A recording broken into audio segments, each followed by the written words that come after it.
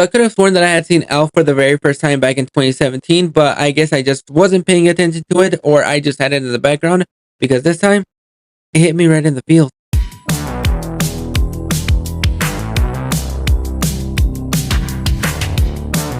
So Elf stars Will Ferrell as Buddy, who accidentally goes to the North Pole after sneaking into Santa's bag. There, he learns the ways of the elf, and then quickly finally realizes that he is not an actual elf, that he's an actual human being, and his dad lives in New York. So he goes off to New York not just to find his dad, but to meet him, and thus begins our fish out of water story. Now, this has been a celebrated classic amongst a lot of people. A lot of people that grew up with this movie consider it their favorite Christmas movie, and they watch it every single year.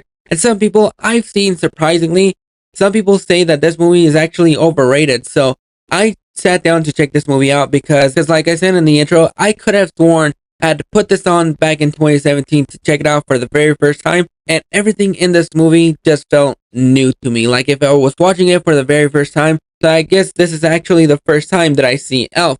And boy, this movie is absolutely delightful. The movie is directed by Jon Favreau, who went on to direct Iron Man and one of my most underrated films of all time, Cowboys and Alien. I am in the minority that really enjoys that movie, so seeing his progression grow as a director over the past 10, 15 years since Iron Man came out has been really impressive to see. Would really love to see him step back behind the cameras, because I really enjoy his vision when it came down to this movie. And even with a small movie like Zathura, I really enjoyed his unique vision that he has. Will Ferrell is the star of this movie, and he knew how much personality to inject in Buddy, because with a character like this, it's easy for him to go over the top and be really obnoxious and really annoying.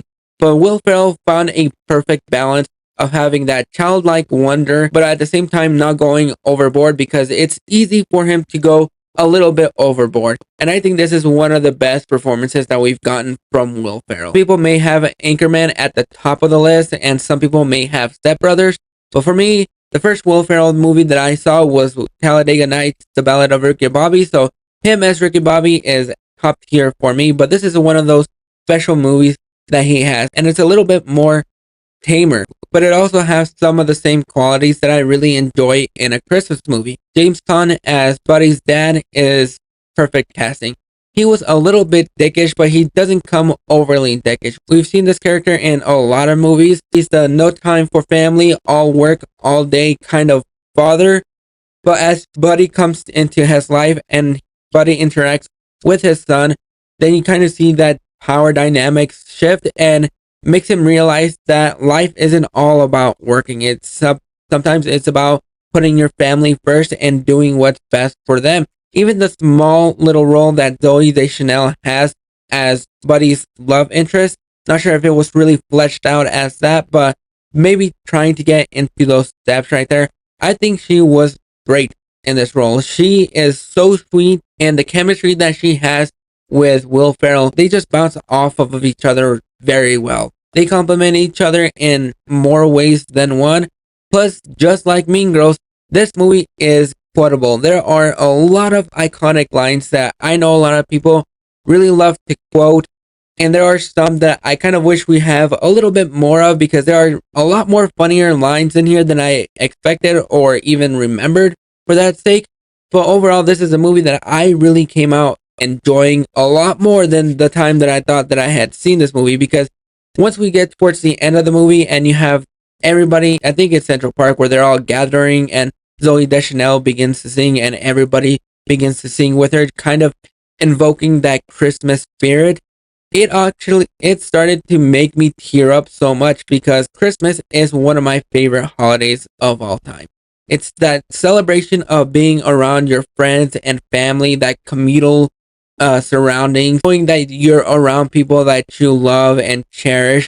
The ending of this movie, where you have everybody singing, it brought that memory back to the forefront. And the fact that I haven't really seen this movie in what I thought was 7 years or so, or that I haven't revisited it as much as I should, going forward, I think this is a movie that I'm going to start watching every Christmas season, because it's just absolutely delightful. The writing in this movie is just charming as all hell. Will Ferrell plays Buddy perfectly. Even the small supporting characters that you have here, from Ed Asner and Bob Newhart, rest in peace to those two, plus James Caan, they all work dynamically with one another. They took this role, they knew the assignment, and this is just an absolute treat. I've seen some people say this movie is overrated. I've seen some people say that this is a Christmas classic.